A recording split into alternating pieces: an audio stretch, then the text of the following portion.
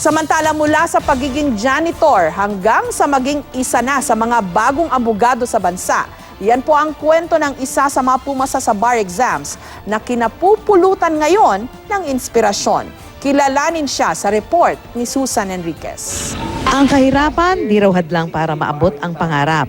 Yan ang isinapuso ng 35 taong gulang at tubong Catanduanes na si Ramil Comendador, isa sa mga pumasa sa bar exams. Kwento ni Ramil, di raw biro ang hirap na kanyang dinanas, makatapos lang ng pag-aaral.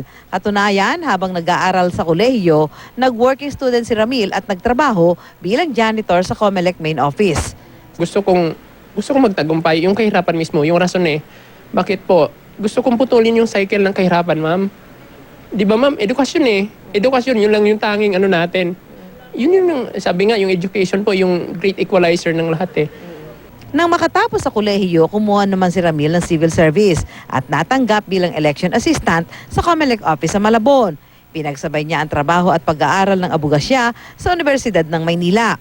Dahil kapos sa buhay, ang mga librong ginamit ni Ramil, karamihan daw, bigay lang sa kanya. Ang majority po ng law books ko po galing po sa pinaglumaan ng aking kaibigang abogado po. So, yung mga naaawa sa akin, binibigyan po ako, yung iba pinapahiram po sa akin.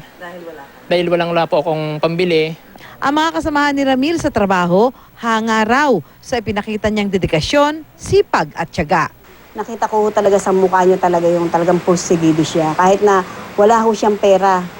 Lagi niya ako ini-inspire na eto dati ganito siya, na janitor lang siya. May asawa at 2 anak si Ramil. Kwento ng kanyang may bahay, pursigido raw talaga si Ramil na makamit ang pangarap, hindi lang para sa kanyang sarili, kundi para sa kanilang pamilya.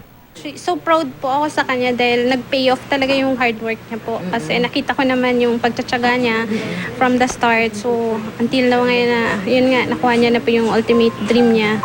Sa kabila ng tagumpay ni Ramil, may isang tao raw siyang nais makasama at bahagian ng kanyang kasiyahan. Gusto ko lang siya magkita. Kung buhay pa mo po siya kasi yung nanay ko po, 77 na po Sabi ng nanay ko, mga matanda yata sa kanya ng isang taon yun, so nasa 78 na po siya. Sana po kung buhay pa man po siya, gusto ko siyang makita. Susan Enriquez, GMA News.